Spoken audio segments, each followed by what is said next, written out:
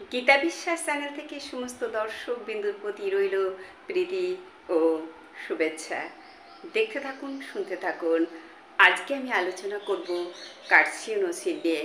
দর্শক বিন্দু, যে হারে গরম পড়েছে, এই গরমে কতটা প্রভাব ফেলছে সেটাই আমি আলোচনা করছি আজকে। গত দুদিন আগে একটা খবর এলো, মেয়েটার বাথরুম হচ্ছে না। হ্যাঁ, এবার আমি যেটা বললাম, ওরা হসপিটালে নিয়ে গেল। ওখানে গিয়ে মেয়েটা মারা যায়, 19 বছরের মেয়েটা।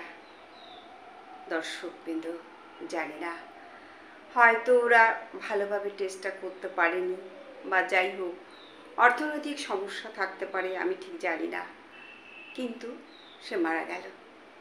তাহলে আরও আগে সতর্ক থাকতে হতো। সিমটম সে দিয়েছে, আমরা সতর্ক থাকিনি। কে বলে সিমটম দেয় না? প্রতিটা জায়গায় সিমটম দেয়।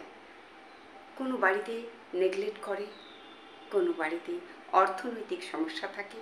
হ্যাঁ, এর জন্যই হয় না। সমস্ত রোগ বোঝা যায়, তারপরে টেস্ট করলে ওটা ধরা যায়। হ্যাঁ, এর আগে আর একটা পেশেন্ট, ও মারা গেছে। ওর পেটে ব্যথা। আমি বারবার বলছি, দেখো, পেটে ব্যথা মানে কোথাও ওর কার্সিনোসিড লুকিয়ে রয়েছে। হ্যাঁ, প্রচণ্ড ব্যথা, মানে ফোল্ড করছে, টুবাজ হয়ে যাচ্ছে পেশেন্ট। কিন্তু তখন হয়তো 4 স্টেজ এসেছিল আমার কাছে, কিন্তু তখন আর কি করা যাবে? হ্যাঁ, ওরা তো চায় দ্রুত গতিতে রিলিফ পাক, কিন্তু রোগ যখন শেষ সীমানায় চলে আসে তখন কিছু করার থাকে না। আমাদের আগেই সতর্ক হওয়া উচিত। আর একটা কথা বলি, হোমিওপ্যাথি মেডিসিনে ভালোই রিলিফ দেয়, না বাঁচাতে পারলেও শেষের দিকে ভালো রিলিফ দেয়। দর্শকবৃন্দ, এটা কিন্তু ভুল নয়। আমরা যেভাবে আমরা বাঁচতে পারি। অ্যালোপ্যাথি তো নিশ্চয়ই কস্টিং ওদের ব্যাপারটা। তারপরে যাই হোক, রিলিফ হয় না তা নয়, হবে না কেন? ওই কস্টিংটা সবাই দিতে পারে না। দর্শকবৃন্দ, তারপরে আর একটা জিনিসও রয়েছে, দেখা যাচ্ছে ওরা টানতে পারে না, হার্ট দুর্বল। হ্যাঁ, এবার এই হার্ট দুর্বল তো হবেই।